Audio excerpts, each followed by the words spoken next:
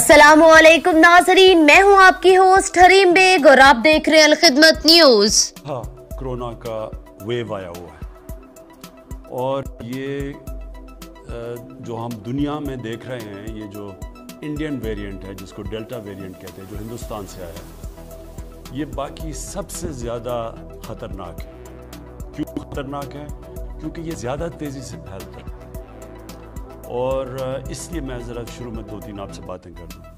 देखिए, अल्लाह ने अभी तक हमारे पे बहुत करम किया। हमने फ़ैसले सही किए, मुश्किल फ़ैसले किए, लेकिन टाइम पे फ़ैसले किए।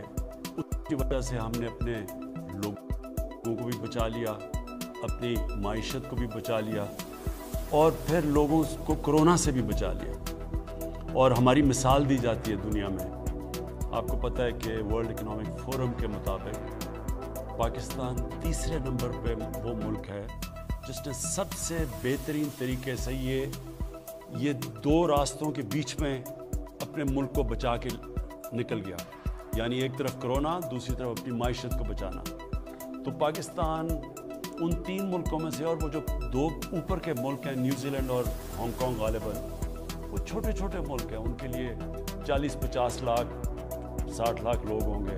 यहाँ 22 करोड़ लोगों को इस मुश्किल वक्त से निकालना, ये अपनी NCOC जो हमारी टीम बैठी थी, जिसने हमें एडवाइज़ किया, मुसलसल साइंटिफिक फ़ैसले करवाए, दुनिया का डेटा देखा, और उसके बाद हमारी कौम ने भी हमारे साथ बड़ी, यानी मैं आप सबका शुक्रिया अदा करना चाहता हूँ कि बड़ी आपने हमारे साथ ताउन किया।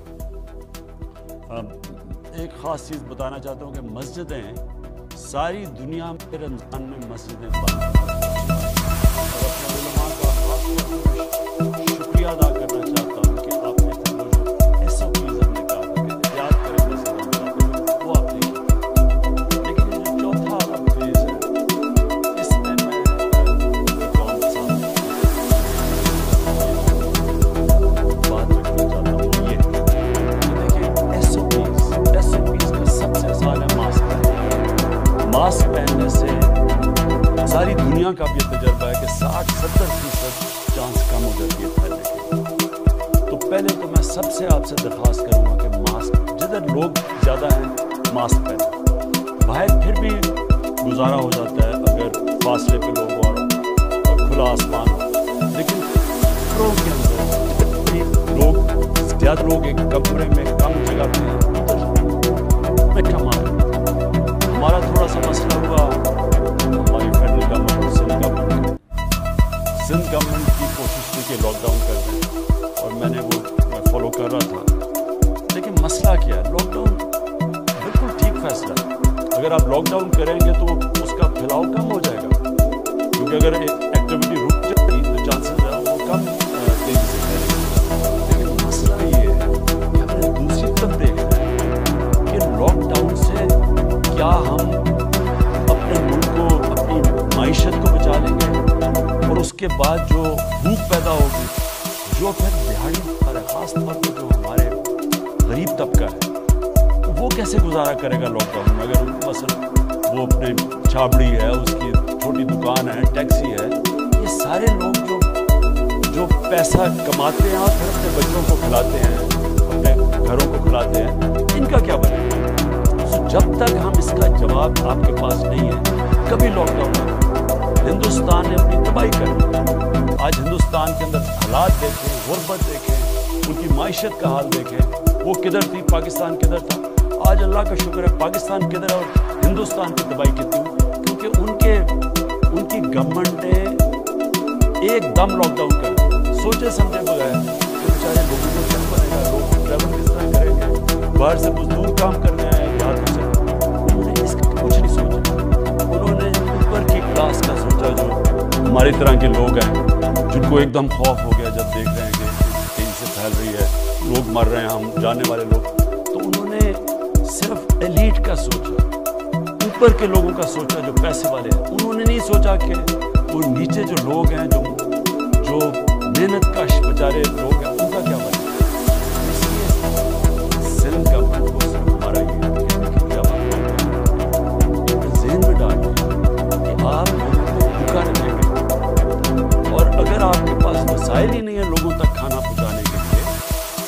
के लोगों को आप लॉकडाउन नहीं कर सकते।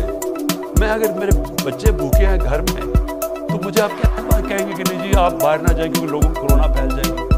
तो इसलिए हमारा अब तक यही अपनी हिकमत को इस्तेमाल करते हैं।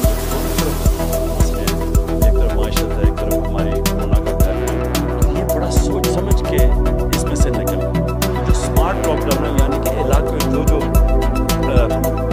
ज़्यादा तेज़ी से फैल सकती है उनको मसलन शादी, जब लोग शादी पे खाने पे इकट्ठे होते हैं तेज़ी से फैल जाती है, रेस्टोरेंट्स में तेज़ी से, तो उधर तो थोड़ी देर करें। स्कूलों में जब तक बच्चों को और टीचर्स को टीके ना लगाएं स्कूल भी ना खोलें, क्योंकि स्कूलों में बड़ी जल्दी फैल जाता है। तो असल इसका इलाज एक ही है, वैक्सीनेशन, टीके लगाने का।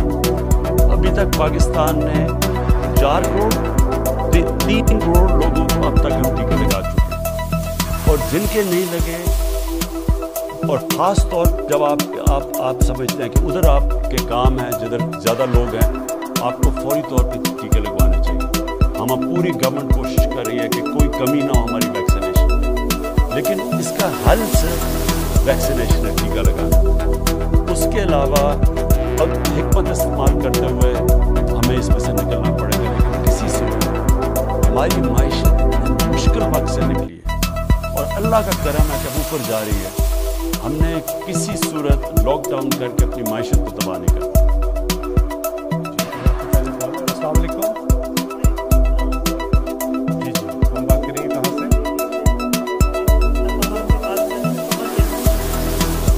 जी क्या बात करेंगे आप वज़ीर आज़म साहब?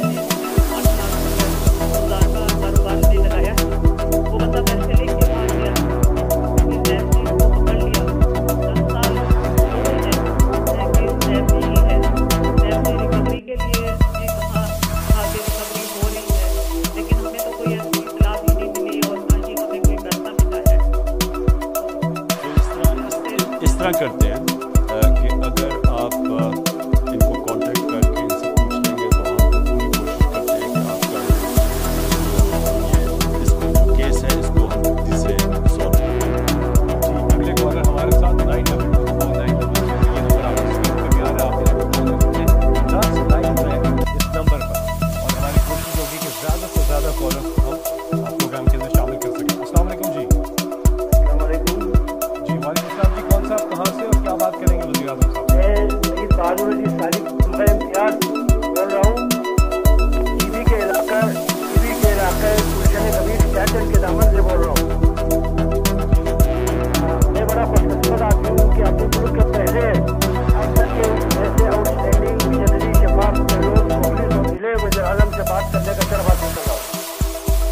मैं सबसे पहले वज़ीर आज़म साहब का शुक्रिया अदा करता हूँ जिन्होंने बड़ी फराखी के साथ 270 अरब रुपए का खुसूसी पैकेज दिया टीवी को, इसमें हमारे वज़ीर आला का भी हाथ है, उनकी कोशिशें हैं।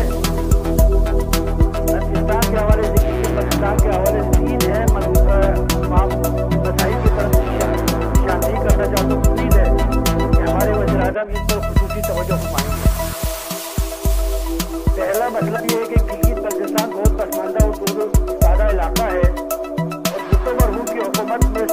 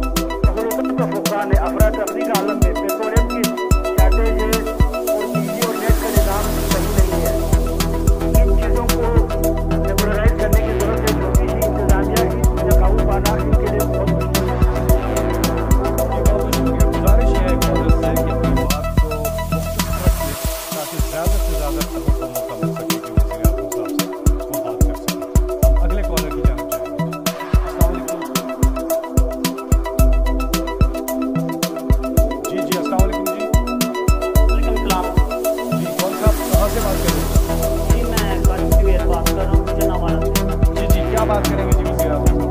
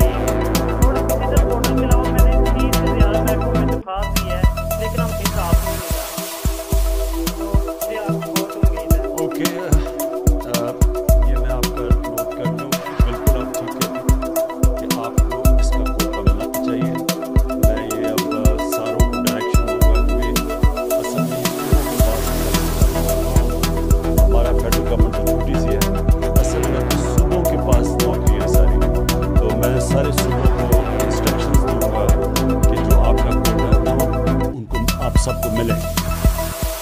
जी अगले कॉलर हमारे साथ। अस्सलाम वालेकुम।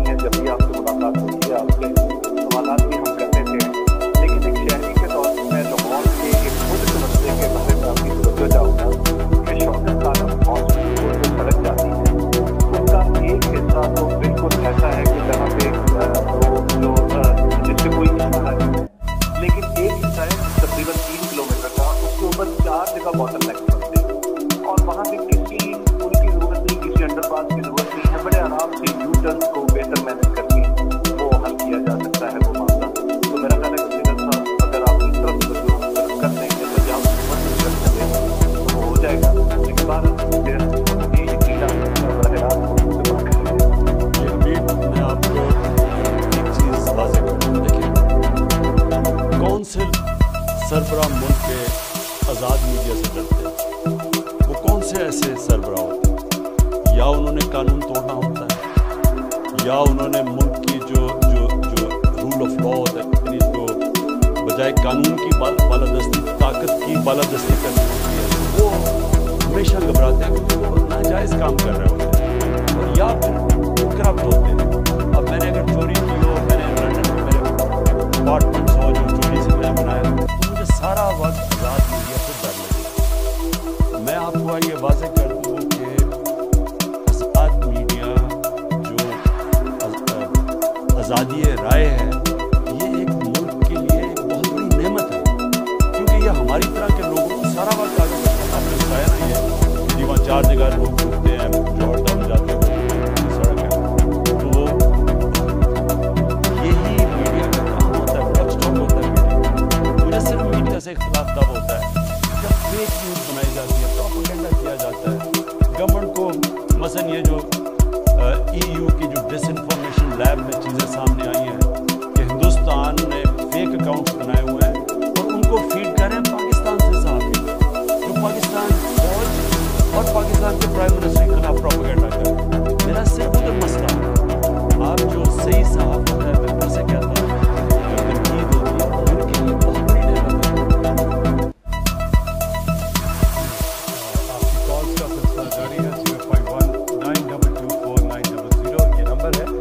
हम ये समझते हैं कि बहुत मुश्किल से कॉल मिलती है, क्योंकि पूरे पाकिस्तान से लोग कोशिश कर रहे होते हैं, ओवरसीज से भी लोग कोशिश कर रहे होते हैं।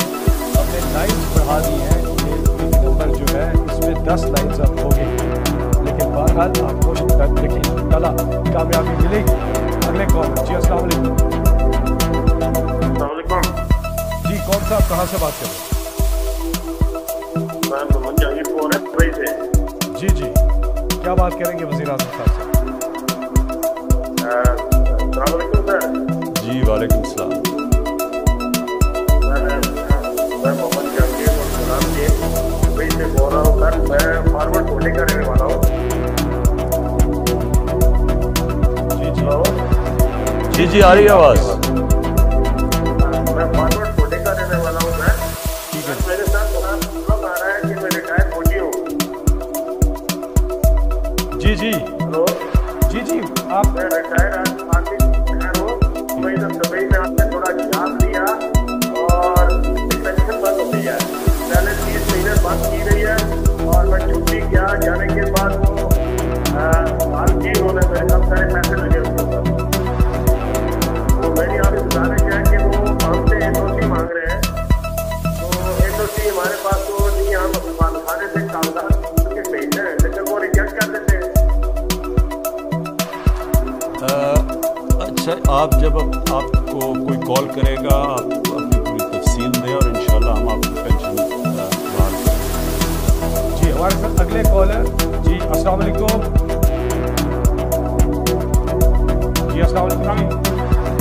सर वालेकुम सलाम जी, कौन सा बात कर रहे हैं? मैं रमीला बोल रहा हूँ क्वाड से। जी जी क्या सवाल है सर मेरा ये है कि मैं सोई हूँ, मैंने 34 साल आर्मी में नौकरी की है। तो 65-71 बाद में भी हिस्सा किया है। जब मैं 34 साल के बाद आया तो मेरा बड़ा भाई है, उसने हमारे सारे भाई ज़मीनों पे कब्जा किया है और अभी तक जो है ना उसका अपने पास नहीं रखी है, मुझे उसका अपना ऐसा नहीं दे रहे। तो इसके ऊपर कोई अदालत में गए हैं, कोई आपके पास कोई कानूनी कार्रवाई की है? सर 97 से मैं अदालत में फिर रहा हूँ। 97 से हाँ, 97 से कह रहे हैं अदालत में। तो इसकी आपकी हम इस तरह करेंगे कि आपकी तफसील ले लेंगे और यहाँ से कोशिश करेंगे कि आपका केस आगे बढ़े। में आपका नंबर है, आपसे वज़ीर आज़म ऑफिस की जो टीम है वो रब्ता करेगी। जी आप हमसे रब्ता कर रहे हैं 051-9224900 इस नंबर पे। साथ ही में सोशल मीडिया पर भी आप अपने सवालात और इंशाअल्लाह अपनी जो अगली हमारी ये आपका वज़ीर आज़म प्रोग्राम होगा उसमें फिर हम बताएंगे आपको कि क्या मसले हैं। जो आप चीज़ें बता रहे हैं ये हम अगले प्रोग्राम पे आपको बताएंगे कितने हल हुए और अगर हल नहीं हुए तो उसका मसला क्या है। जी उसके साथ एक और नंबर भी आप नोट फरमा लीजिए, वो है सिटीजन पोर्टल का। सिटीजन पोर्टल पे एक तो ऐप है, वो आप अपने मोबाइल फ़ोन पर डाउनलोड कर सकते हैं। दूसरा एक टेलीफोन नंबर भी है जिस पे आप रब्ता करके अपनी शिकायत वहाँ पर भी दर्ज करवा सकते हैं और वो नंबर है 051 9000111 ये नंबर। अगले कॉलर अस्सलाम वालेकुम। जी वालेकुम अस्सलाम सर। जी जी कौन सा, आप कहाँ से बात कर रहे हैं? वज़ीर आज़म साहब से बात कीजिएगा। सर मोहम्मद बादशाह राजनपुर से बात कर रहा हूँ। खान साहब खैरियत से ठीक है सर? जी मेहरबानी, शुक्रिया। खान साहब मेरी अर्ज है कि मैं वफाक की ज़मीन काश्त करता हूँ, एक आम काश्तकार और अनपढ़ इंसान हूँ। मैंने ठेके पे ली हुई है, हर साल मैं उसके पैसे भी अदा करता हूँ। सारा कुछ हुकूमत की 1920 में एक पॉलिसी बनाई गई थी, हमारी फसलों का नुकसान हो, उसमें इमदाद दी गई थी, मुझे शामिल नहीं किया गया जबकि मैं कमा के खुद हुकूमत को देता हूँ। और दूसरी बात यह है खान साहब से पंजाब गवर्नमेंट जो सब्सिडी दे रही है वो असर रसूख वाले लोगों को मिल रही है मिली भगत के साथ।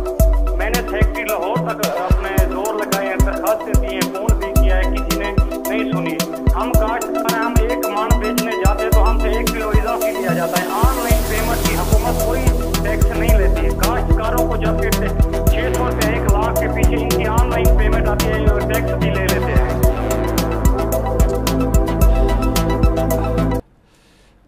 इसका आपको अभी इसके बाद प्रोग्राम के बाद टेलीफोन आएगा मेरे ऑफिस से, ये आपने पूरी तफसील बतानी है और वो हम सारी पंजाब गवर्नमेंट से भी बात करेंगे और ये भी पता चलवाएंगे कि जो आपकी जो ज़मीन आप काश्त कर रहे हैं फेडरल गवर्नमेंट की, इसके ऊपर भी हम पूरा देखेंगे कि हम इसमें भी आपकी कैसे मदद कर सकते हैं। एक सवाल सोशल मीडिया पर आया है कि एहसास प्रोग्राम का दायरा कार जो है उसको कब तक वसीह किया जाएगा? देखिए एहसास प्रोग्राम के तो काफ़ी इस पर कर्जे भी दिए जा रहे हैं। देहात के अंदर ख्वातीन को मवेशी और चीज़ें दी जा रही हैं ताकि वो अपनी आमदनी बढ़ा सकें। लेकिन जो एक सबसे बड़ा हमारा प्रोग्राम है वो हमारे जो डेटा सारे पाकिस्तान का अब हमें मिल गया। ये बहुत बड़ी बात है कि सारे पाकिस्तान का हमें पता चल गया है कि कितने घराने हैं इस मुल्क में, जिनकी कितनी आमदनी है, फिर उससे ऊपर कितने घराने हैं, फिर उससे ऊपर अब हमारे पास डेटा ऐसा आ गया है कि हमें अब डायरेक्ट लोगों को हम यानी हमें पता चल जाएगा। मसलन अगर आटे की कीमत ऊपर जाती है तो कौन से घराने होंगे जो ज़्यादा मुतासर होंगे, जिनकी आमदनी का ज़्यादातर हिस्सा चला जाता है खाना पीने की चीज़ों के ऊपर, तो उनको फिर हमने डायरेक्ट सब्सिडाइज करें और ये दिसंबर से शुरू हो जाएगा।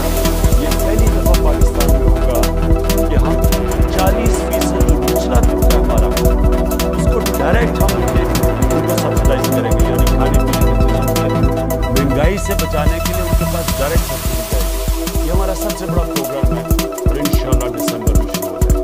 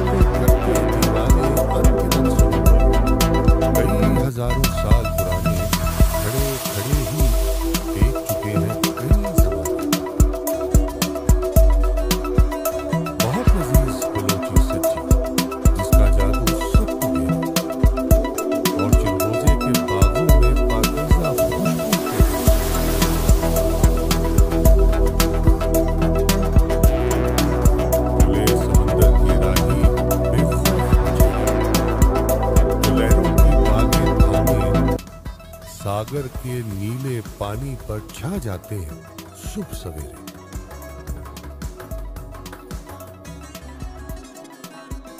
सुर संगीत और गीत के रसिया, रक्स बलोची, छाप और लेवा।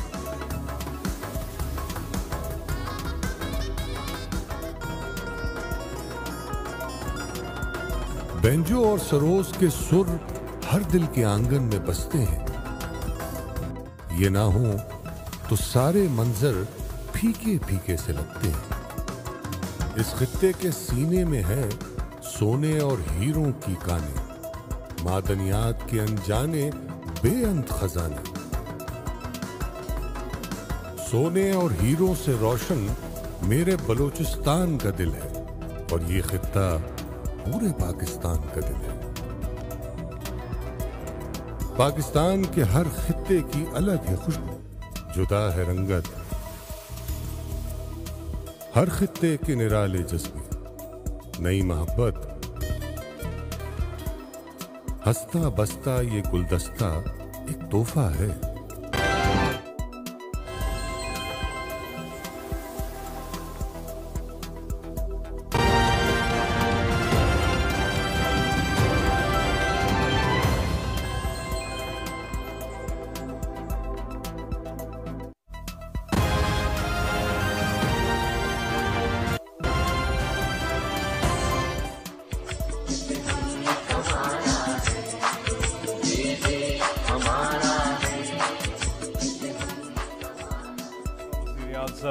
आपके साथ ब्रेक के बाद एक बार फिर आपको खुशामदीद कहते हैं। वज़ीर आज़म साहब, सोशल मीडिया पे एक सवाल आया है कि तलहा तालिब ने ओलंपिक्स में बगैर हुकूमत के सपोर्ट के वेट लिफ्टिंग में मुल्क का नाम रोशन किया और सिर्फ चंद किलोग्राम से तगमे से वो महरूम रहे। वज़ीर आज़म साहब, 22 करोड़ के मुल्क में स्पोर्ट्स का इतना बुरा हाल है। आप हमेशा से बात करते रहे हैं टैलेंट की, लेकिन यहाँ पर स्पोर्ट्स का जवाल क्यों? देखिए, मैं इसमें ज़रूर कहूँगा कि मुझे जो टाइम देना चाहिए था स्पोर्ट्स को वो मैं नहीं दे सका, क्योंकि स्पोर्ट्स तो मैं जानता हूँ बाकी चीज़ों से तो ज़्यादा मेरी अगर ट्रिपल PhD है वो स्पोर्ट्स के अंदर है। लेकिन इतने ज़्यादा और हमारे मसले मसाइल शुरू से पहले दिन से पड़ गए कि, और ख़ास तौर पर माइशत का जो हालात है और जो फिर उसकी वजह से जो लोगों को तकलीफ़ थी, महंगाई थी, तो वो सारी चीज़ों के ऊपर इतनी ज़्यादा तवज्जो चली गई कि जो स्पोर्ट्स के ऊपर मुझे टाइम देना चाहिए था वो मैं नहीं दे सका। देखिए, मैंने पाकिस्तान की स्पोर्ट्स को देखा, हम जब छोटे थे, जैसे हॉकी में पाकिस्तान किधर था, फिर क्रिकेट में तो हमारे दौर में देखते देखते पाकिस्तान नीचे से आके वर्ल्ड कप जीत गया और दुनिया की टॉप टीम बन गई। और स्क्वॉश के अंदर हमारे पास 2 जायंट्स थे, जानशेर और जहांगीर खान, जिन्होंने 10-10 साल दुनिया की स्क्वॉश को डोमिनेट किया। तो हमने वो दौर देखा हुआ है और फिर डिक्लाइन देखी इसकी, और बदकिस्मती से जो हम नीचे आए हैं ना पाकिस्तान में, ये जो 2 ख़ानदानों ने इस मुल्क को तबाही की है। एक तो पैसा लूटना है ना, एक इदारे तबाह किए। पैसे लूटने के लिए आपको इदारों को कमज़ोर करना पड़ता है। मसलन अगर आपके इदारे ठीक हो, मैं पैसा कैसे बनाऊंगा? मैं FBR को अपना आदमी बिठाऊंगा, मैं अगर नेशनलाइज बैंक्स को लूटना है तो उधर अपने प्रेसिडेंट्स बिठाऊंगा, उनके ज़रिए लोन्स लूँगा, माफ़ करवाऊँगा। तो सारे आहिस्ता आहिस्ता जो इदारे, नैब, अब नैब कब से फंक्शन कर रही है? पहली दफ़ा है कि बड़े बड़े नामों को नैब ने पकड़ा। पहले तो छोटे छोटे लोगों को पकड़ती थी, तो नैब के होते हुए करप्शन बढ़ती जा रही थी। अब शोर जो मचा हुआ है वही कानून है, वही नैब है, वही 20 साल से कानून है। वो तब तो 10 सालों में जब ये थे तो उसको नहीं बदला, क्योंकि उन्होंने अपने आदमी बिठा के तो नैब को बिल्कुल अपने फ़ायदे के लिए किया हुआ था। बेशर्मी से और बेदर्दी से मुल्क को लूटा, क्योंकि पता था नैब में अपना आदमी बिठाया हुआ है। अब उसी नैब के होते हुए इनकी चीखें निकल गई हैं सबकी। सो इसी तरह जिस तरह नैब का इदारा तबाह किया, उसी सारे इदारे तबाह हुए। स्पोर्ट्स के इदारों के ऊपर अपने लोग बिठा दिए, सिफारिशी बिठा दिए। वो स्पोर्ट्स देखते देखते हमारी आंखों के सामने किधर से किधर पहुंच गई। देखें, स्पोर्ट्स एक ऐसी चीज़ है, ये समझने की बात है कि हमारा दुनिया से मुकाबला हो रहा था, हम दुनिया से मुकाबला कर रहे हो। अब दुनिया के अंदर जिधर उनके इदारे अच्छे होते हैं, वो मुसलसल अपनी स्पोर्ट्स को और कंपेटिटिव करते जा रहे होते हैं। वो नई टेक्निक सोच रहे होते हैं, वो अपने मेरिट को ऊपर लाने के बेहतर तरीके सोच रहे होते हैं, वो अपनी जो लेटेस्ट ट्रेनिंग टेक्निक्स हैं वो लेके आ रहे होते हैं, क्योंकि वहाँ प्रोफेशनल्स बैठे होते हो इदारों के ऊपर। हमारा मसला क्या है कि हम वो जहांगीर खान और जानशेर खान 10-10 साल स्क्वॉश के वर्ल्ड चैंपियन बन गए। किसी ने यही नहीं सोचा कि स्क्वॉश को एक इदारा बनाया जाए पाकिस्तान में, जिधर सारे मुल्क से कंपटीशन करें और टैलेंट उन 2 के सर के ऊपर हमने समझा कि जनाब हमारी स्क्वॉश बहुत अच्छी है। जैसे ही वो 2 गए, पाकिस्तान नीचे जाना शुरू हो। हॉकी का भी वही था, हमारे पास ग्रेट प्लेयर्स थे, तब तक ये ग्रास के ऊपर हॉकी होती थी, हमारी टैलेंट बेहतरीन था, हम सबसे बेहतर टैलेंटेड थे। लेकिन जैसे जैसे वो एस्ट्रो टर्फ के ऊपर आए और गेम चेंज हुई, हम साथ चेंज नहीं हुए और हमारे पास वो प्रोफेशनलिज्म नहीं थी। आज ये भी दिन देखना है कि पाकिस्तान की हॉकी क्वालिफाई ना करे ओलंपिक्स के लिए। सो इसका तरीका ये है कि हमने स्पोर्ट्स को एक इदारा बनाना है, उसमें प्रोफेशनल्स लेके आने हैं, और वो अब मैं शुरू कर रहा हूँ। इसके बाद ये इस आखिरी 2 सालों में मैं अब पूरा जोर लगाने लगा हूँ स्पोर्ट्स के ऊपर भी। सारे ये जो हॉकी फेडरेशन है इसके ऊपर पूरा इनके हालात देखने लगा हूँ। क्रिकेट का मैं देख ही रहा हूँ, लेकिन इतना मैंने अब उस पर भी जोर नहीं दिया, क्रिकेट के ऊपर भी जोर लगाने लगा हूँ। लेकिन आखिर में बात ये, एक न्यूजीलैंड है, मैं आपको अब मिसाल दे रहा हूँ, 40 या 50 लाख आबादी है। उन्होंने क्रिकेट का जो टेस्ट क्रिकेट का वर्ल्ड कप है, एक वर्ल्ड कप है वनडे क्रिकेट का, एक टेस्ट क्रिकेट का, 40 या 50 लाख की आबादी ने हिंदुस्तान जिसकी 1 अरब 300 करोड़ आबादी है, उनको उन्होंने वर्ल्ड टेस्ट क्रिकेट की चैंपियनशिप हरा दी और उन्होंने वर्ल्ड कप के भी फाइनल में पहुंच गए। तो क्या वजह है? क्योंकि उनका सिस्टम बहुत बेहतर है। न्यूजीलैंड के अंदर ज़्यादा क्रिकेट ग्राउंड्स हैं सारे पाकिस्तान से, तो हमारी अगर 22 करोड़ आबादी भी है, वो आबादी ने कहीं खेलना तो है। तो अब पहले तो मैं क्रिकेट ग्राउंड सबको कहा हुआ है कि यूनियन काउंसिल तक अब ग्राउंड्स बनाए। पहले हमने तहसील लेवल कहा था, अब नीचे तक ग्राउंड्स, ताकि हमारे बच्चों को ग्राउंडें तो मिले खेलने के लिए, तब हम मुकाबला करें। अगर टैलेंट का क्या फ़ायदा अगर टैलेंट के लिए ग्राउंड ही नहीं है। सो पहले अब हम आहिस्ता आहिस्ता सारा सिस्टम ठीक करेंगे। देखिए, सिस्टम तबाह करने में ज़्यादा देर नहीं लगती, उसको ठीक करने में टाइम लगता है। लेकिन मैं ये आपको बता दूं कि अब मैं पूरा अपनी स्पोर्ट्स के ऊपर तवज्जो दूंगा। जी, आपकी कॉल्स का सिलसिला जारी है। 051-922-4900 ये नंबर है जिस पे आप वज़ीर-ए-आज़म पाकिस्तान से बात कर सकते हैं। हम अगले कॉलर की जानिब जाएंगे, लेकिन गुजारिश ये है कि अपनी बात को मुख्तसर रखिएगा और जो भी आपका सवाल हो वो फ़ौरन कर लीजिए, ताकि ज़्यादा से ज़्यादा हम कॉलर्स को प्रोग्राम में शामिल कर सकें। जी, अस्सलाम वालेकुम। वालेकुम अस्सलाम। जी, कौन? मैं दीपा बात कर रही हूँ इस्लामाबाद से। जी जी। नूर मुकद्दम केस की आगाही है आपको, आपकी गवर्नमेंट इसको फॉलो भी कर रही है। काफ़ी हद तक एविडेंस मिल चुके हैं कि आप ऐसे इक़दाम यकीनी बनाएंगे ताकि मुस्तकबिल में ऐसे वाक़ात से बचा जा सके। रावलपिंडी और इस्लामाबाद में चोरी डकैती आम हो चुकी है। अगर कैपिटल की ये सिचुएशन है तो बाकी शहरों के क्या हालात होंगे, आप राय देंगे? मुझे समझिए क्या नूर मुकद्दम केस के हवाले से। अच्छा। देखिए, ये जो नूर का केस है, ये मैं खुद पहले दिन से फॉलो कर रहा हूँ। इसकी एक एक चीज़ का मुझे पता है, सारी मैंने तफसील ली हुई है, हुआ क्या। ये बड़ा एक खौफनाक किस्म का केस है और इसके अंदर जो बड़ी चीज़ें आती हैं कि वहाँ एक पूरा उनका जो स्टाफ काम कर रहा था, चौकीदार था, नौकर थे, वो सब के सामने ये 2 दिन के ऊपर ये सारा ये जो ट्रेजेडी हुई है। तो मैंने इसकी एक एक तफसील ली है। इसमें ये मैं सिर्फ आपको बता दूं कि लोग कहते हैं कि जी वो बड़े मजबूत ख़ानदान से है जो वो कातिल है और वो शायद बच ना जाए। ये मैं आपको बता दूं कि बचने कोई नहीं लगा इसमें। अगर वो ड्यूल नेशनल भी है और अगर कोई समझ रहा है कि वो अमेरिकन उसकी सिटीजनशिप है, वो बच जाएगा, वो बचने नहीं लगा। ये मैं आपको कह सकता हूँ। लेकिन ये मैं ज़रूर कहूँगा कि इससे सारे सबको यानी एकदम एक शौक मिला है कि वो नूर जो हम जिस तरह हमारी अपनी बेटी उससे हो, हम जब सोचते हैं तो इसका एक ऐसा सदमा सबको मिला है। ये इसका बड़ा इम्पैक्ट किया है। उससे पहले भी मैं आपको बता दूं कि एक और अफगान एम्बेसडर की बेटी से कुछ हुआ, वो इंसिडेंट हुआ था कि जी उसको किसी ने मारा है। उसको भी मैं ये बता दूं कि मैंने इस तरह केस को फॉलो किया जिस तरह वो मेरी अपनी बेटी है। अफ़गानिस्तान ये हमारे अपने लोग हैं, हम अफ़गानिस्तान को अपने भाई समझते हैं। तो उसको भी हमने उसी तरह देखा कि एक एक चीज़, और मैं पुलिस को दाद दूंगा, उन्होंने एक एक चीज़ उसकी फॉलो की। यानी जो टैक्सी 3 टैक्सीज चेंज की, उसकी पूरे उन्होंने स्मार्ट सिटी के कैमरा से पूरा उसको फॉलो किया, किधर गए उनको ड्राइवरों को लोकेट किया, उनको इंटरव्यू किया, तो एक एक चीज़ फॉलो की है। तो इस केस के अंदर भी उसके अंदर ही उनके कैमरे लगे हुए थे, एक एक चीज़ इसकी, ये जो नूर का मर्डर केस है इसको फॉलो कर रहे हैं। ये बहुत ट्रेजेडी है। मैं ये सिर्फ आपको सबको ये यकीन दिलाना चाहता हूँ कि कोई भी ताकतवर से भी ताकतवर हो, उसको सज़ा पूरी मिलेगी इस केस की।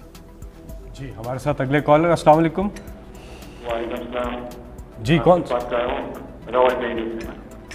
जी जी, क्या सवाल है? जी जी, खान साहब, सबसे पहले तो आपका शुक्रिया कि आपने जिस तरह इन्वायरमेंटल इशू पे काम किया है और ग्रीन ट्रीज पे काम कर रहे हैं ऑलरेडी ना, इसका सर सबसे बड़ा फ़ायदा जो हमारे लिए नज़र आ रहा है वो इंशाल्लाह हमारी नेक्स्ट जनरेशन को होगा। तो आप फर्स्ट लीडर हैं जो कि इस बारे में सोच रहे हैं ना, तो thank you very much for इसके लिए ना। सर मेरा सवाल ये है कि आजकल रेजिडेंशियल एरियाज के अंदर कमर्शियल एक्टिविटीज़ बहुत ज़्यादा हो रही हैं। जिस तरह मैं जिस इलाके से बिलोंग करता हूँ वो रालपंथी का एरिया है, अहमदपुरा ना, तो यहाँ पे घर घर में बेसिकली फर्नीचर के कारखाने खुल रहे हैं और इसके साथ साथ हमारे जो गाड़ियों के वेयर हाउसेज वगैरह खुल रहे हैं ना, जिसकी वजह से हमारे पूरे एरिया में ना रेजिडेंट को बहुत ज़्यादा मुश्किलात का सामना है। रेजिडेंशियल एरिया में कमर्शियल एरिया ज़्यादा बन रहे हैं। देखिए, मैं दोनों चीज़ों का जवाब देता हूँ। पहली चीज़ कि सारे जो पाकिस्तान में लोग ये देख रहे हैं, मैं आज सब आपको ताकीद करता हूँ कि हो सके तो आपने कम से कम एक दरख्त ज़रूर लगाना है ये बरसात के अंदर, और सिर्फ लगाना नहीं, फिर उसका ध्यान रखना है, उसको उसकी परवरिश करनी है। ये मैं इसलिए कह रहा हूँ कि हमारा बदकिस्मती से मुल्क में जिस बेदर्दी से हमने अपने मुल्क में अपने जंगलात तबाह किए हैं, हमने दरख्त काटे हैं, हमने सोचा कि अपने आने वाली नस्लों के लिए ये शायद ही कोई मुल्क अपने ऊपर, जिसको अल्लाह ने इतनी नेमतें दी हो, जिस मुल्क को अल्लाह ने, यानी जो इस मुल्क को नेमतें दी है, शायद मेरे ख्याल में किसी मुल्क को हो कि हमारे पास 12 मौसम हैं, 12 क्लाइमेटिक जोन्स हैं। हम जो ऊपर से जब K2 से जब हम जाते हैं समुंदर तक, तो हर जगह मुख्तलिफ क्लाइमेट्स हैं। इसमें हम कुछ भी उगा सकते हैं, हम अपने जंगलात बेहतर कर सकते थे, हम पानी का बेहतर इस्तेमाल कर सकते थे, हम अपने दरियाओं को उनका ध्यान रख सकते थे, हम अपने शहरों का। तो हमने कुछ नहीं किया क्योंकि लॉन्ग टर्म प्लानिंग नहीं किसी की। लोग आते हैं, 5 साल का इलेक्शन हुआ है, अच्छा जी मैं क्या इलेक्शन के अंदर कोई ऑरेंज ट्रेन दिखा दूँ, मैं कोई मेट्रो दिखा दूं, और 5 साल में कंप्लीट करके उसके ऊपर करोड़ों रुपया खर्च करके जी देखिए कितना बड़ा कारनामा है। ये कोई कारनामा नहीं है। आप पैसे दे, आप मेट्रो लगा लें, आप पैसे दे, आप ट्रेन बना। असल कारनामा है अपने आने वाली नस्लों की अभी से परवाह करें हम, कि हमारे ये जो बच्चे बड़े होंगे तो क्या उनको पोल्यूशन किस तरह के शहर मिलेंगे, क्या वहाँ पानी ठीक होगा, शहरों में पानी मिलेगा, गंदगी किधर जाएगी? गंदगी दरियाओं में तो नहीं हम फेंक रहे, हम अपना अंडर वाटर जो ज़मीन के नीचे पानी है इसके अंदर तो जहर नहीं डाल रहे। तो ये जब तक, ये सिर्फ वो सोचते हैं जो आगे का सोचते हैं, जिनकी लंबी आगे के अपना नहीं सोचते, अपने बच्चों का सोचते हैं। इसलिए जो हमारा इस वक्त पाकिस्तान में जो हम 10 अरब दरख्त लगा रहे हैं, ये हम अपने बच्चों के लिए लगा रहे हैं, अपनी नस्लों के लिए, अपने मुल्क को, और ये इस अल्लाह का शुक्र अदा कर रहे हैं उसकी नेमत का ध्यान रखते हुए, जो नेमत है पाकिस्तान। तो मैं सबको कहूँगा दरख्त लगाएं, इसमें शिरकत करें पूरी तरह। मैं ये 4-5 जगह पे ये कैंपेन्स लॉन्च करूँगा इंशाल्लाह इस बरसात में। दूसरी चीज़, हमारे शहरों के अंदर मसला बहुत बड़ा है, हमने मास्टर प्लान नहीं बनाए शहरों के। जो बने हुए थे मास्टर प्लान वो भी सारे तबाह हो चुके हैं। इस्लामाबाद में ज़रा आप अगर देख रहे हो तो मैं आपको बताऊं कि किस तरह हमने क्योंकि सोचा समझा नहीं, तो हुआ क्या इस मुल्क के साथ। इस्लामाबाद एक वाहिद प्लान सिटी थी पाकिस्तान की, जिसमें पता था हरे इलाके किधर हैं, सड़कें किधर बनेंगी, घर किधर बनेंगे, कमर्शियल एरियाज़ किधर हैं। वो मास्टर प्लान बना हुआ था। वो मास्टर प्लान की इतना धज्जियाँ उड़ाई गई कि आज आप ये देखें कि 1960 से 2010 तक जितनी भी इस्लामाबाद में डेवलपमेंट हुई थी, 2010 से लेके 2020 तक उतनी डेवलपमेंट 10 सालों में हो गई है।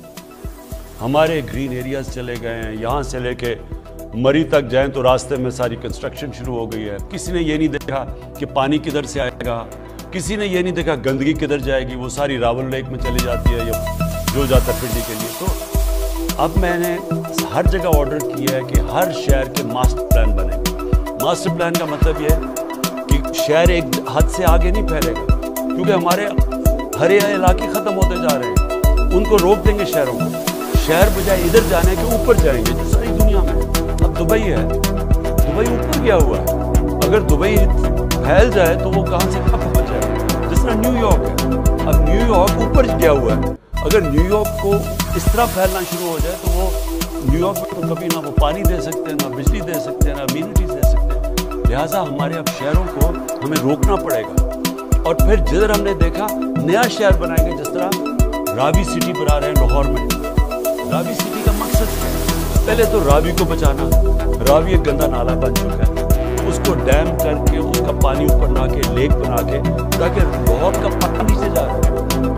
लाहौर में थोड़ी देर में टैंकर माफिया आ जाएगा जिस तरह कराची में, क्योंकि वहाँ पानी इतना नीचे चला गया। इसलिए पहले लेक बना रहे हैं ताकि ग्राउंड वाटर ऊपर जाए, फिर उसको ऊपर लेके जा रहे हैं शहर, मॉडर्न सिटी बना रहे हैं, फिर वहाँ पूरा जंगल उगा रहे हैं साथ, ताकि वहाँ पोल्यूशन कम हो, ताकि वो ऑब्जॉर्व करे।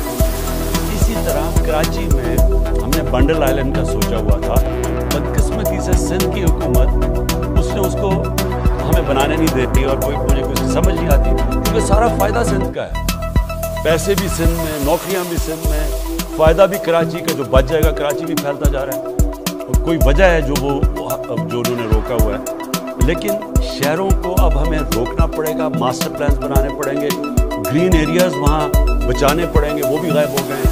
और फिर वेस्ट डिस्पोजल, यानी गंदगी किधर जाएगी, उसके ट्रीटमेंट प्लांट्स, जो कि अब लाहौर में 3 ट्रीटमेंट प्लांट बनाएंगे, और वो ट्रीट करके पानी रावी में डालेंगे, रावी भी बेहतर हो जाएगा, और फिर जो ग्राउंड वाटर है वो भी बच जाएगा। एक और सवाल आया सोशल मीडिया पे, कह रहे हैं सियालकोट का बाई इलेक्शन और आज़ाद कश्मीर के इलेक्शन, अपोजिशन दावा करती है कि धांधली से आप जीते हैं। देखिए, मैं फिर जब मैं क्रिकेट खेलता था तो मेरी सारी क्रिकेट अपने अंपायर होते थे। जो मुल्क में क्रिकेट खेलो उसका अपना अंपायर होता था। तो जो टीम हारती थी वो ज़्यादातर कहती थी धांधली हुई है, और हो भी सकती है, होती भी थी। कई दफ़ा जो हारता था उसको बहाना मिल जाता था, क्योंकि जब मुल्क से बाहर जाते थे कि अगर मजबूत टीम के खिलाफ खेलना हो तो आप कहते थे कि हम जीते कैसे, वहाँ तो अंपायर उनके अपने हैं। और पाकिस्तान कभी हिंदुस्तान में नहीं जीता था, हिंदुस्तान कभी पाकिस्तान में नहीं जीता था, क्योंकि हमारे अपने अपने अंपायर थे। और मुझे इस चीज़ का बड़ा फ़ख्र है कि मैं वाहिद वो कैप्टन हूँ जो टीम लेके गया हिंदुस्तान, और उनके अंपायरों के बावजूद हम जीत के आए। तो वो कभी उन दिनों में नामुमकिन होता था। तो इसलिए हमने फिर कैंपेन की न्यूट्रल अंपायर्स के लिए, और मैंने वो कैंपेन लीड की। और पाकिस्तान वो मुल्क था जिसने पहली दफ़ा दुनिया की तारीख में न्यूट्रल अंपायर्स लेके आया 1986 में। और उसके अलावा हमने फिर टेक्नोलॉजी का काफ़ी इस्तेमाल किया। तो अब उन दोनों की वजह से आज क्रिकेट में जो हारता है वो हार मान जाता है। हमारे ज़माने में हार जिनको कहते थे अंपायरों ने हरा दिया, अब यही हो गया पाकिस्तान में। पहली दफ़ा एक गवर्नमेंट आई है जिसने कहा है कि गवर्नमेंट कह रही है कि हम अब ये इलेक्ट्रल सिस्टम को ठीक करें ताकि सब मान जाएं हार जीत को। ये पहली गवर्नमेंट है हमारी, नहीं तो जो गवर्नमेंट में आता है वो कभी चेंज नहीं करता।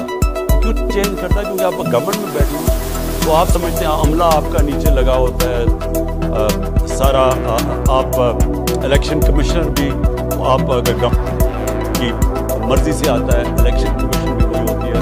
तो वो गवर्नमेंट समझती है कि हमारे पास एडवांटेज है कि अगर हम गवर्नमेंट में बैठे हैं तो हम इलेक्शन जीत सकते हैं, तो वो चेंज नहीं करते। हमारी पहली गवर्नमेंट आई है जिसने हमने पूरी कोशिश करके मेहनत करके देखा कि कैसे हमारा इलेक्ट्रल सिस्टम ठीक हो सकता है, और हम एक नतीजे पे आए हैं। एक ही तरीका है कि इलेक्ट्रॉनिक वोटिंग मशीन हम लेके आए, उससे होगा जितने भी हमारे मसले सब खत्म हो जाते हैं। हमारे मसले शुरू होते हैं वोटिंग के बाद, और जब तक रिजल्ट आता है उसके बीच में सारे धांधली जो कि बैग्स खुल जाते हैं, डबल स्टैम्प कर देते हैं, वो फॉर्म 40 नहीं भरता, यानी सारी चीज़ें वहाँ। अगर इलेक्ट्रॉनिक वोटिंग मशीन आ जाए तो जैसे ही इलेक्शन ख़त्म होता है रिजल्ट आ जाता है। तो अब इतनी मेहनत से हमने काम किया, 1 साल से लगे हुए ऑपोजिशन को कहना कि ये हमारा सिस्टम है, हमारे साथ मिलकर रिफॉर्म्स करो। 1 साल से वो हमें टाइम ही नहीं दे रहे। वो कहते हैं हम मानते नहीं है इलेक्ट्रॉनिक, और ना खुद को तजवीज़ देते हैं ना हमारी मानते हैं। अब आज़ाद कश्मीर का इलेक्शन, इनके अंपायर्स, इनकी सिटिंग गवर्नमेंट, यहाँ तो केयर टेकर गवर्नमेंट करती है, सिटिंग गवर्नमेंट नून लीग की ने इलेक्शन करवाया, सारा अमला इनका, पुलिस इन्होंने वहाँ लगाई हुई सारी जगह, इलेक्शन कमीशन इनकी मर्जी की। फिर हाँ, जो सीनियर मेंबर इलेक्शन कमीशन का था वो नून के वजीर आजम का हमजुल्फ था। तो फिर धांधली कैसे हो गई? धांधली तो जब तक इलेक्शन कमीशन आपके साथ नहीं मिलती धांधली नहीं हो सकती। तो वो फिर सियालकोट का इलेक्शन हो गया, अब वो भी हार गए हैं और वो इनका गढ़ था। हाँ, ये फवाद चौधरी रिमाइंड कर रहे हैं कि धांधली के इल्जामात आज़ाद कश्मीर में किधर से लगाए गए?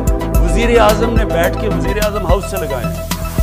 तो ये ऐसी भी धांधली कभी नहीं देखी थी कि वजीर आजम भी आपका, अमला भी आपका।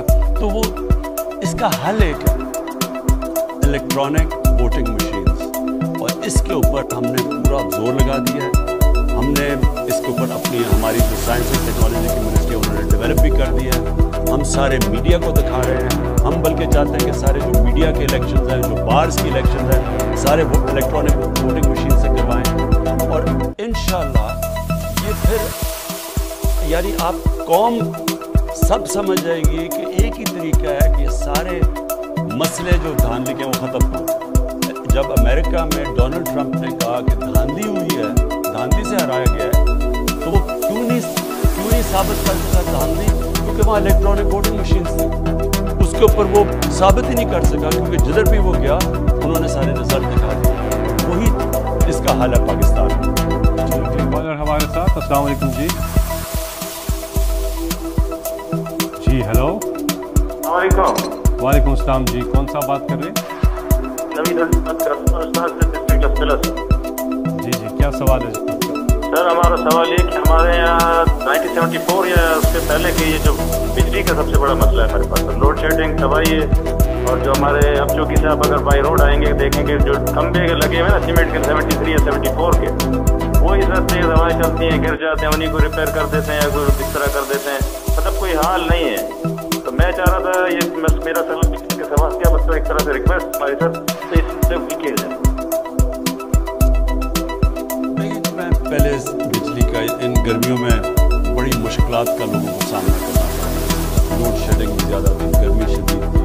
और बलूचिस्तान में एक और मसला आ गया कि जो गवादर तक हम ईरान से बिजली लेते हैं, ईरान में इतनी गर्मी पड़ी कि ईरान की खुद बिजली की इतनी कंजम्पशन होगी कि ईरान भी हमें बिजली नहीं दे सका, क्योंकि वहाँ उधर शॉर्टेज होगी ईरान के अंदर।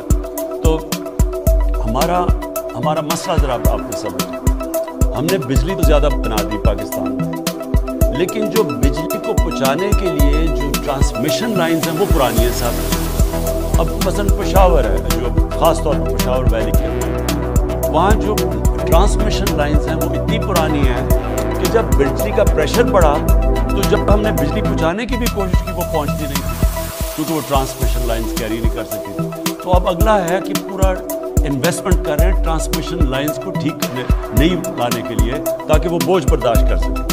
दूसरा हमें मसला क्या आया कि ये जो फिनोमेना है जिसको कहते हैं ग्लोबल वार्मिंग, हमारी उससे जो मौसम के अंदर जो तब्दीलियाँ आई हैं उसमें एक क्या हुआ कि जो बर्फ़ों ने पिघलना था जुलाई के शुरू में वो पिघली नहीं। तो जब बर्फ़ें नहीं पिघली तो जो हमारी डैम्स में पानी आना था वो 35% कम पानी आया, और ये ईरान में भी यही हुआ। तो जब डैम्स में 35% कम पानी आया तो जो बिजली बनानी थी हाइड्रो यानी पानी से बिजली बनानी थी उसमें कमी आ गई। तो जो हमारी कैपेसिटी भी थी उससे भी कम बिजली बनी। लेकिन जो बिजली इस बारी जो डिमांड आई है, पाकिस्तान की तारीख की सबसे ज़्यादा बिजली की डिमांड इस बारी आई है। तकरीबन 25,000 मेगावाट बिजली ये हमारा जो जून और जुलाई का हमारा महीना होता है ये हमारा पीक सीज़न होता है और बाकी सारे महीनों में तो हमारी औसतन डिमांड जो है वो 16,000 मेगावाट होती है, इसमें वो 22-23 पे चली जाती है। इस साल वो डिमांड हमारी 26,000 तक गई है और वो बिजली हमने सप्लाई भी की, यहाँ तक कि हमारी जो ट्रांसमिशन कैपेसिटी है वो 24,000 है। हमने 25,000 मेगावाट बिजली जो है वो सिस्टम में छोड़ी। तो एक तरफ तो डिमांड 20% बढ़ी हुई थी, दूसरा हमारे डैम्स कम थे इस मरतबा, तो हमें बिजली की जो प्रोडक्शन डैम से आ रही थी और डैम्स हमारी 25% बिजली बनाती हैं वो हमें काम आई।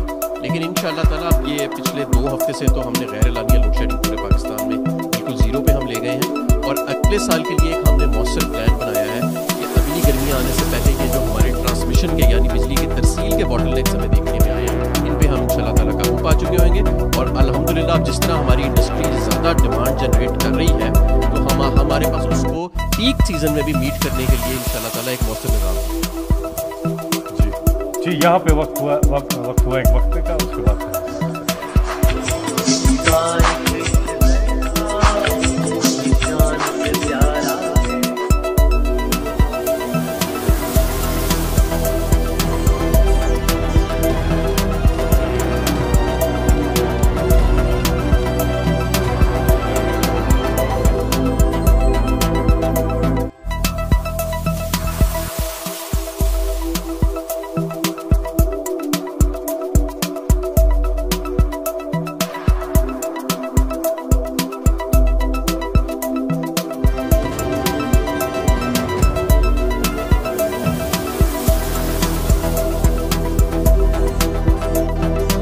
आपका वज़ीर-ए-आज़म आपके साथ। वज़ीर-ए-आज़म इमरान खान की अवाम से टेलीफोन पर बराह रास्त गुफ्तगू, दुरुस्त फैसले करके अवाम और मेशत बचाया।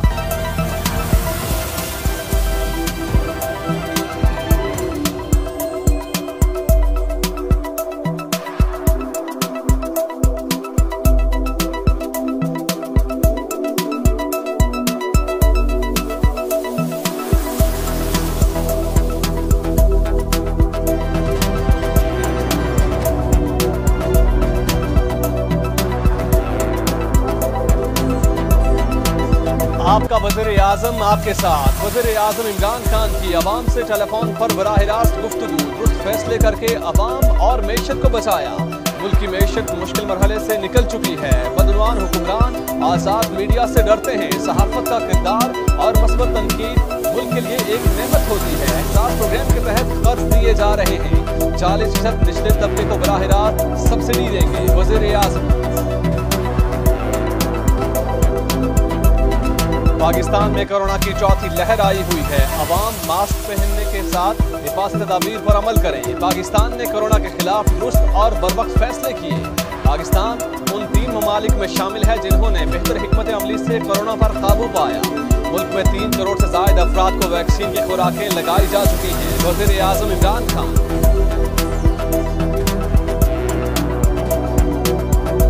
मुल्क में कोरोना की चौथी लहर में तेजी, मस्बत केसेस की शरह 8.82% तक पहुंच गई। 5,026 नए केसेस रिपोर्ट। मजीद 62 अफराद जान भाग। हलाकतों की मजमूई तादाद 23,422 हो गई। गुज़श्ता 24 घंटे के दौरान 56,965 टेस्ट किए गए।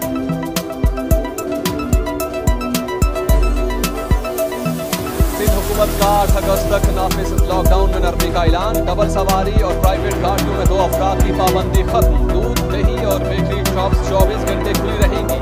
रेस्टोरेंट को होम डिलीवरी की इजाजत। बरामदी शोबे के साथ दिगर पर अदावारी शोबे और जरूरी खिदमात से वाबस्ता सनतें भी खुली रहेंगी।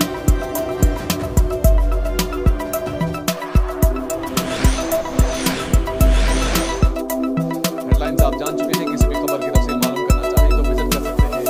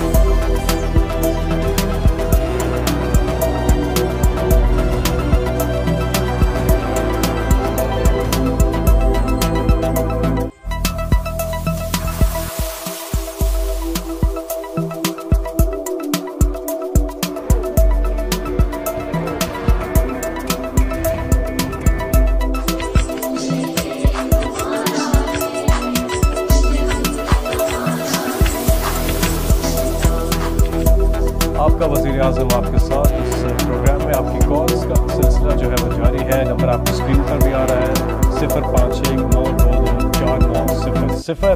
हमारे साथ अगले कॉलर। अस्सलाम वालेकुम जी। जी कौन सा बात कर रहे हैं, कहाँ से? जी आरिफ साहब, क्या सवाल है जी? मेरा सवाल है कि मैं गुजरांवाला में 32 साल से करप्शन के खिलाफ जहाद कर रहा हूँ। खान साहब के साथ मैं 22 साल से अटैच हूँ जी। और गुजरांवाला कारपोरेशन में 2 साल जब से ये दोबारा कारपोरेशन बहाल हुई 2017 में, जो मेयरशिप आए थे उन्होंने जो करप्शन की है, मुझे उन्होंने पहले अपनी सीट से उतार दिया। जब आपकी दौर वापस आया, वो चेयरमैन वापस गया तो मुझे लगाया गया और कहा गया कि आपने करप्शन पकड़नी है। मैंने करोड़ों रुपए की करप्शन पकड़ी है कारपोरेशन में, जिसकी मुझे सिला ये दिया गया कि मुझे पहले कहा गया कि आप ये बाद आ जाए काम से। गुजरांवाला में बहुत ज़्यादा नूनी का घर है, लेकिन मैं अपने हाथ को सदाकत के लिए कायम रहा। मेरी जान भी चली जाए, मेरे बच्चे भी कुर्बान हो जाए खान साहब, लेकिन मैं हक पे नहीं चल सकता। मैं किसी रिश्वत वाले के साथ नहीं चल सकता। तो मैंने साबित की 13 करोड़ की करप्शन एक कभी मैंने पकड़ी थी, उन्होंने फौरन मुझे डिसमिस कर दिया नौकरी से। हालांकि मैंने हर फॉरम पे हाईकोर्ट में भी उन्होंने कहा कि इस पर कोई कसूर नहीं है, लेकिन इसके हाईकोर्ट के हुक्म के बावजूद मुझे जो गुजरांवाला के चीफ ऑफिसर तक करप्ट तरीन हमसे कुछ साइंटिस्ट जिसने बिल्डिंग में अपना बिल्डिंग पेट्रोल और सब काम में करोड़ों की करप्शन की है, उसने मुझे डिसमिस कर दिया। ये तो मैं अभी मेरे ऑफिस आपको कांटेक्ट करेंगे और हम उसको पूरी तरह इन्वेस्टिगेट करेंगे कि आप जो कह रहे हैं और क्या ये वाकई सब कुछ ठीक है। पहले हम इन्वेस्टिगेट करते हैं और फिर एक्शन लेते हैं। लेकिन मैं आप सबके लिए जो मेरे पाकिस्तानी आप ये देख रहे हैं, ये अपने ज़हन में डालें कि एक करप्ट माशरा तरक्की नहीं कर सकता। दुनिया के अंदर मैं ये बार बार एक चीज़ लोगों को समझाता हूँ कि दुनिया में जो खुशहाल मुल्क है उसने करप्शन के ऊपर काबू पाई है। वहाँ कानून की बाला हुक्मरानी है, ताकत की हुक्मरानी नहीं है, कानून की हुक्मरानी है। कानून की हुक्मरानी होती है तो करप्शन नहीं होती। लेकिन एक होती है करप्शन छोटे लेवल पे। छोटे लेवल की करप्शन लोगों को तंग तो करती है, मुल्कों को तबाह नहीं करती। मुल्क को तबाह करती है जब प्राइम मिनिस्टर बैठ के करप्शन शुरू करता और मेरे वजीर, जब हम शुरू करते हैं नीचे तक, हम किसी को करप्शन से नहीं रोक सकते। हम बल्कि क्योंकि हम जब करप्शन करते हैं, हम वो करप्शन के जो रोकने वाले इदारे हैं उनको पहले हम कमज़ोर करते हैं, क्योंकि हमने चोरी करनी होती है, वो फिर बाकी किसी को भी नहीं पकड़ते। नतीजा ये होता है कि वो सारा मुल्क की तबाह हो जाता है। ये एक ज़रूर मैं फिर दोहराता रहता हूँ एक चीज़, एक है पैनल बनाई है यूनाइटेड नेशंस के सेक्रेटरी जनरल ने, उसको कहते हैं फैक्ट आई पैनल। इस पैनल ने बड़ी मेहनत करके रिसर्च करके वो नतीजे आए हैं सामने, और वो आप ये समझ जाएं कि ये जो इनकी फाइंडिंग्स हैं वो बताती हैं कि गरीब मुल्क गरीब क्यों हैं। उस फाइंडिंग के मुताबिक गरीब मुल्क या डेवलपिंग वर्ल्ड से हर साल 1000 अरब डॉलर उधर से चोरी करके मनी लॉन्ड्रिंग होके ऑफशोर अकाउंट्स में और बड़ी बड़ी लंदन जैसी मेफेयर जैसी प्रॉपर्टीज़ में ये गरीब मुल्कों से पैसा जाता है वहाँ अमीर मुल्कों में। गरीब मुल्क गरीब होते जा रहे हैं, अमीर मुल्क अमीर होते जा रहे हैं। इनका चोरी का पैसा सारा उधर चला जाता है। जिस तरह जब अंग्रेज़ आया हिंदुस्तान में, तो मुग़लों के दौर में हिंदुस्तान सुपर पावर समझी जाती थी दुनिया की। 24% दुनिया की जो दौलत थी वो हिंदुस्तान में थी। जो 24% दुनिया का जीडीपी हिंदुस्तान का था। जब वो अंग्रेज 200 साल के बाद छोड़ के गया तो हिंदुस्तान का 3% शेयर रह गया था दुनिया के जीडीपी में। सिर्फ 3% दौलत हिंदुस्तान की थी। बाकी जो इंग्लैंड था उसकी 24% हो गई थी। तो यहाँ से पैसा सारा जो चोरी करके लूट के उधर चला गया। अब यही करप्ट जो हुक्मरान है और जो उनके साथ साथी हैं वो यही कर रहे हैं सारे गरीब मुल्कों से। हर साल पैसा चोरी होकर उनका अमीर मुल्कों में चला जाता है। जो नौकरियां यहाँ निकलनी होती है वो नौकरियां उधर होती हैं। ना यहाँ हम अपने लोगों को तालीम दे सकते हैं, ना इलाज करवा सकते हैं क्योंकि पैसा चोरी, और फिर रुपए के ऊपर प्रेशर क्योंकि डॉलर खरीद के बाहर भेजने होते हैं।